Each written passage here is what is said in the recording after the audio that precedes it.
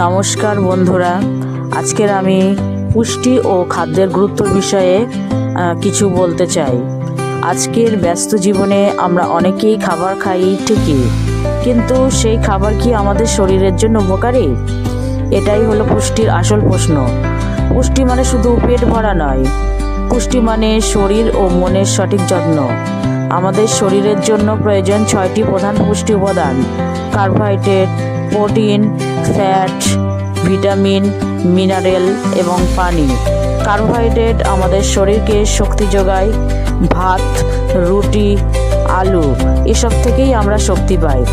Protein শরীর গঠনে সাহায্য করে, যেমন ডাল, ডিম, মাছ, দুধ ও মাংস। ভিটামিন ও মিনারেল শরীরকে রোগ থেকে রক্ষা করে। সবুজ শাকসবজি, ফলমূল এগুলো নিয়মিত খাওয়া খুবই জরুরি। আর পর্যাপ্ত পানি পান করলে শরীর থাকে সতেজ ও সুস্থ। অন্যদিকে অতিরিক্ত ফাস্টফুড, তেলে ভাজা ও চিনিযুক্ত খাবার ধীরে ধীরে আমাদের স্বাস্থ্যের ক্ষতি করে।